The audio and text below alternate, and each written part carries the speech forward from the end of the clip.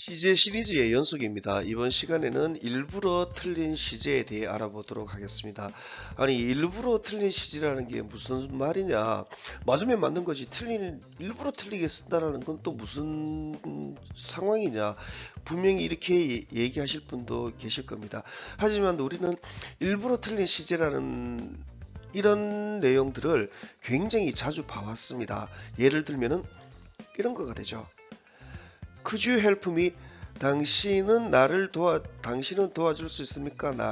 당신 나 좀 도와줄래요? 이렇게 얘기하면은 나 좀 도와줄래요? 이렇게 얘기하면은 이거는 지극히 당연히 미래 또는 최소한 현재로 얘기를 해야 됩니다. 그러니까 could가 아니라 can you help me 이런 식으로 얘기를 해야 되는데 그냥 버저식이 그냥 could you help me 이렇게 얘기를 하게 되거든요.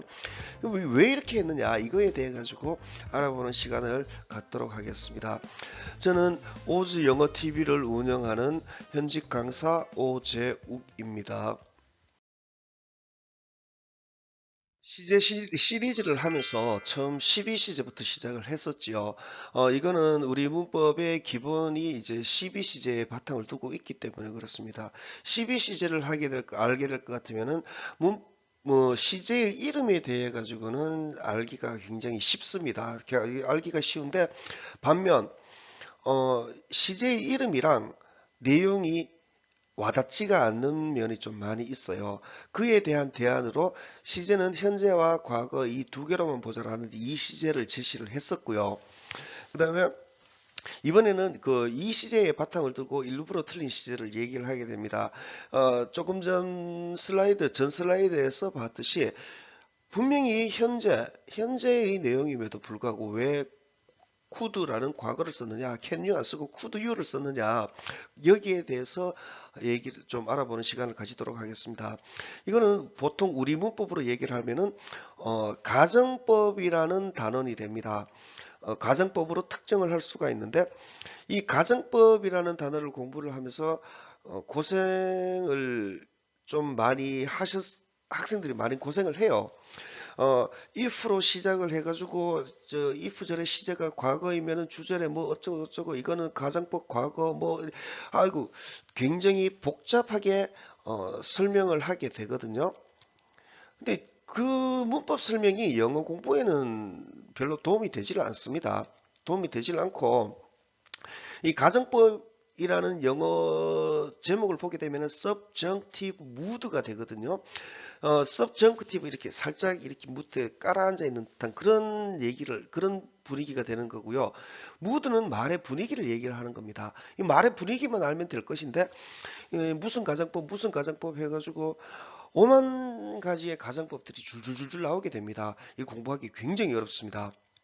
공부하기 굉장히 어렵고 이번 시간에 가정법을 좀 알아볼 건데 이 가정법을 알아보기 위해 가지고는 할 수 없이 if로 시작되는 부사 절의 개념을 알아야 돼요. 절을 알기 위해서는 구를 알아야 되거든요. 구를 알려면은 품사를 모르고서는 구를 안다라는 것은 거짓말이 됩니다. 그래서 이번 시간에는 이번 시리즈는 그 일부러 틀린 시제 이 파트는 조금 분량이 조금 많아질 거예요. 편수가 좀 많이 나갈 것 같습니다. 이번 시간에는 제일 먼저 그 구와 절 이 개념에 대해 가지고 먼저 알아보도록 하겠습니다. 이어지는 시간에서는 그러면 이 구절 이 개념들을 도대체 어떻게 우리가 받아들여야 될지 그거에 대해 가지고 계속 영상을 이어가도록 하겠습니다. 구를 한번 알아볼게요. 구는 이렇게 부사구, 형용사구, 명사구 이렇게 뭐 요 정도로 이렇게 있습니다. 있고 구를 공부하기 위해서는 반드시 품사의 개념이 이해가 되어야만 됩니다. 품사를 모르고서는 이 무슨 구 얘기하는 건 아무 의미가 없습니다. 당연한 거죠. 부사 모르면서 부사구를 안다라는 게 이게 말이 되지는 않거든요. 각종 구들이 어떤 것들이 구가 되는지 한번 알아볼게요. 자, The sun rises in the east 할 때 이 in the east 이게 구가 됩니다. 한 단어, 두 단어, 세 단어. 요 세 단어를 한꺼번에 봐야 되는 건 지극히 정상적인 거죠. 그러면 이거 동쪽에서 인더 이스트 이게 그러면은 도대체 어떤 역할을 하냐? 동쪽에서 어떻게 하는데? 떠오른다. 이렇게 해가지고 라이지즈라는 동사를 꾸며준다는 거거든요. 동사 꾸며주는 애가 뭐냐? 부사다. 그러면 이 세 개의 단어가 부사의 역할을 한다. 그래서 부사구 이렇게 얘기합니다. 형용사구도 마찬가지입니다. 이 부분이 형용사구가 됩니다.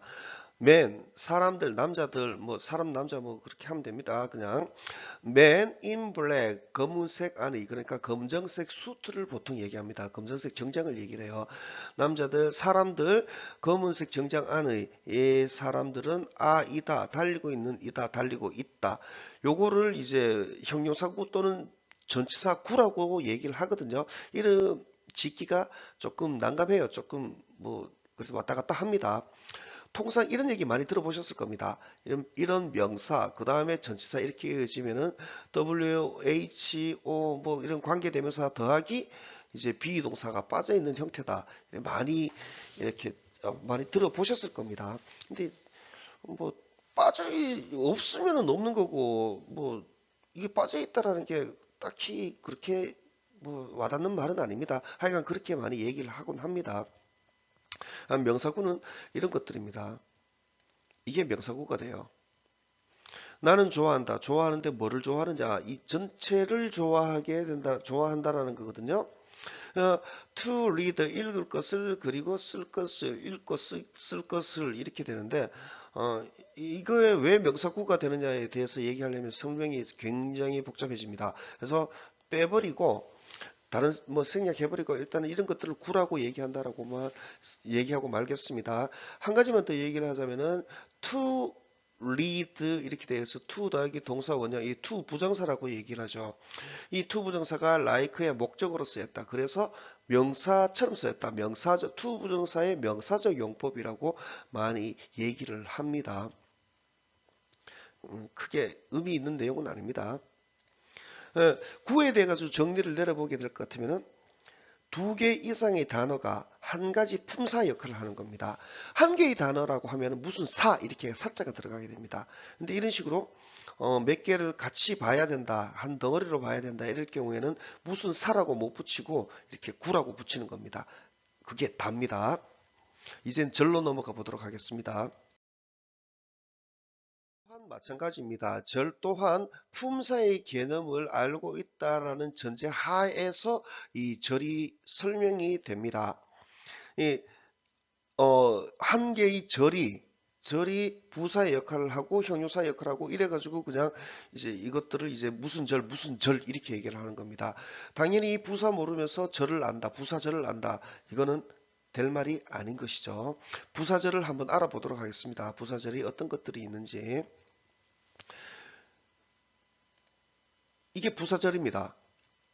이게 부사절이고 이 각종 빨간색으로 표시되어 있는 것들이 절들이 됩니다. 이게 왜 부사절이냐 이게 문제가 되거든요. 네가 간다면 볼 것이다. 이거 꾸며주거든요. 간다면 볼 것이다. 이거 동사 꾸며주니까 부사절 이렇게 얘기합니다. 뭐 이번 시간에는 이렇게만 간단하게 설명을 하겠습니다. 이 부사절 관련돼 가지고는 부사절 명사절 관련되어서는 다음 영상에서 조금 더 세밀하게 볼 겁니다. 사실 저는 수업을 할 때 구와 절 이런 개념들 잘 얘기를 안 합니다. 까딱 잘못하게 될 것 같으면은 절 자체를 외우게 하기도 하는데요. 이게 부사절이다 이러는 거 이걸 외우는 거는 영어 공부하는 거와는 아무 상관이 없습니다. 예, 무슨 절이라는 걸 알 필요가 없고 네가 간다면 어떻게 할 건데 이렇게 내용을 전개시켜 나가는 게 훨씬 더 효과적입니다. 그다음에 형용사절 이 부분이 형용사절이 되는데 익숙하게 보셨을 겁니다. 관계대명사가 되는 거죠. 관계대명사 문장 하면서 이렇게 관계대명사 문장이라고 얘기하게 되는데 이것도 위치, 주어, have, 동사 이렇게요. 나는 샀다 테이블을 뭐하는 테이블이냐 가지고 있는 이거를 이렇게요. 그 다음에 I know that you have 대표적으로 이 that은 뭐 명사절을 이끄는 접속사라고 많이 들어보셨을 겁니다. 저는 이거를 명사절 이렇게 잘 얘기 안 합니다. 잘 얘기 안 하고 이 that을 보고 어떤 역할을 하는 건지 이 that의 역할에 충실하라고 얘기를 많이 합니다. 어, 이렇게 얘기한다는 거죠. if 한 글자 보고 뒤에 거 다 잡아내라. 그 다음에 이거 위치에 앞에서부터 가야 됩니다. 뒤에서부터 와가지고 어디서 끊어와가지고 땡겨 오게 될 것 같으면은 이 단어가 어떤 역할을 하는지 알 수가 없게 돼요. 나는 샀다 테이블을 이거를 보고 이 위치를 보고 이거 어떤 역할을 하느냐 이런 식으로요. 그 다음에 이 대들 해석이 안 되는데 이것 보고는 문법적으로 어떻게 뒤에까지 다 잡아놓고 가라 라고 얘기 많이 합니다. 앞으로 이 대 굉장히 많이 보게 될 겁니다. 절은 그러면 무엇이냐라고 정리를 내려보게 될 것 같으면은 절에 대한 정의는 이걸로 얘기가 됩니다. 주어 동사가 있는 한 개의 문장이 한 가지 품사를 역할을 한다는 거죠. 길이와는 상관이 없습니다. 문장이 길고 짧고가는 아무 상관이 없고 단지 주어 동사가 있느냐 아니면 주어 동사 없이 그냥 단어들이 줄줄줄줄 묶여져 있느냐 이걸로 구와 절이 구별이 됩니다. 절은 공부를 하셔야 됩니다. 영문장의 기본 패턴이기 때문에 그래요. 차차 계속 설명해 나가도록 하겠습니다. 구와 절을 공부하는 데는 당연히 이유가 있겠지요. 한 몇십 년, 그러니까 몇십 년 동안 구, 절에 대해 가지고 이제 무슨 구다, 무슨 절이다 이렇게 해가지고 공부를 했었는데 당연히 그 이유는 있습니다. 그 이유 한번 알아보도록 할게요. 구절에는 구와 절로 공부를 시키는 데는 이런 장점도 있기는 있습니다. 어떤 장점이 있냐면은 문법 설명이 쉬워요. 문법 설명이 쉽다라는 것은 무슨 뜻이냐면은 자, 이 if 뭐 이렇게 시작됐으면은 부사절, 조건 부사절, when 시간 부사절, 시간 조건 부사절에서는 when, will 같은 거를 쓸 수 없다. 시간 조건 부사절이니까 이런 식으로요. 이거는 명사절로 쓰이니까 will 들어가도 된다. 이런 식으로 설명이 되게 쉬워집니다. 이거는 교수하는 입장에서는 되게 쉽지만은 수업을 듣는 학생일 경우에는 수업을 듣는 자의 입장에서는 이 구절 개념을 알지 못하는 상태에서는 굉장히 어렵습니다. 어, 무슨 뭐 아무문 해독보다도 더 어렵습니다. 그 다음에 또 한 가지의 장점은 뭐냐면은 단어를 한 개로 보지 말고 의미 덩어리로 보게 하는 겁니다. 그거는 사실상 모든 언어는 의미 덩어리로 봐야 되는 게 맞습니다. 어쨌거나 덩어리로 봐라라는 그런 장점이 있게 됩니다. 장점이 있으면 단점이 또 없을 수가 없죠. 이 단점이 사실은 좀 큽니다. 품사를 모르면은 아무짝에도 소용이 없고요. 그 다음에 품사 외우기가 쉽지가 않습니다. 이 품사 모르면은 이제 품사를 모르는데 이제 거기에 무슨 그 품사 뭐 명사절, 형용사절 뭐 이렇게 아무짝에도 소용이 없거든요. 그리고 품사 외우기가 쉽지 않다는 건 무슨 뜻이냐 하면은 이 사실 언어 공부를 언어로 안 다가가고 문법으로 다가가는 대표적인 예가 되거든요. 이렇게 빠르게 이런 말들이 있다고 해볼게요. 이거는 형용사고 이거는 부사다. 이거는 형용사. 빠르게는 네모로 할게요. 네모. 이 빠르게는 부사다. 자, 형용사 부사 외워라. 이렇게 들어가는 거죠. 근데 이거 안 외워져요. 그게 아니라 빠른 이 자체는 불안정하다. 불안정하니까 빠른 뭐 이런 식으로 해가지고 뒷말 붙이게 하면 됩니다. 빠른 비행기 뭐 이런 식으로요. 예, 그러니까 빠른 애들은 비행기 이런 성격의 애들이랑 붙는다. 빠르게 이것도 불안정하니까 빠르게 어떻게 한단 말이냐. 이렇게 말을 이어가게끔만 해주면 됩니다. 근데 공부가 잘못된 거죠. 이 자체를 외우는 거죠. 이거 형용사, 이거 부사 이런 식으로요. 억지로 외우게 하는데 안 외워집니다. 그리고 또 실제로 우리가 한국어 뭐 말을 하거나 뭘 하면서 한마디 한마디 하면서 이거는 무슨 품사, 저거는 무슨 품사, 품사를 생각하면서 말하지는 않거든요. 품사 몰라도 문장을 이해하고 또 언어 생활을 하는데, 그러니까 토킹을 하고 하는 데는 아무런 지장이 없습니다. 근데 이제 너무 품사나 이런 문법 설명에 매몰되어 버리게 될 것 같으면은 핵심이 아니라 문법에 대한 해설을 중심으로 해설을 외우게 되는 그런 현상이 생기게 됩니다. 그다음에 한번 요거 문장 한번 구에 대해 가지고 한번 예를 한번 들어볼게요. I saw a shadow. 나는 봤다 그림자를 in the water. 이 in the water 부분이 되는 건데요. 이 제가 많이 쓰는 내용입니다.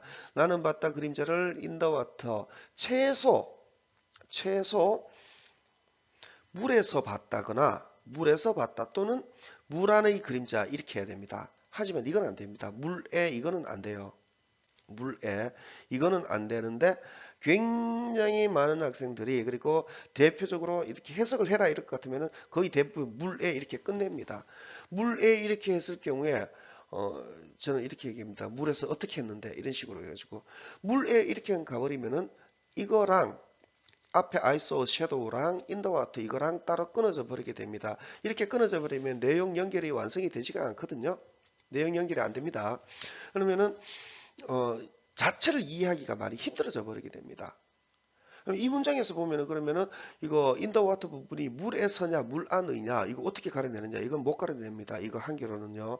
전체 내용을 쭉 이어 봐가지고 내가 물 속에 있을 것 같으면은 이제 물에서가 될 거고요. 물에서 봤다. 이거 꾸며주게 될 거요.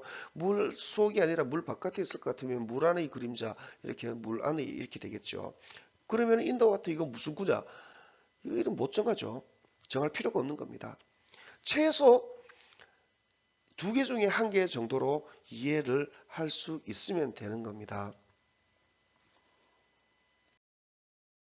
다음 시간에는 부사절과 명사절로 이어지게 됩니다. 부사절, 명사절이라고 해서 부사절 이름, 부사절, 명사절 각각의 이름에 대해서 얘기를 하지는 않습니다.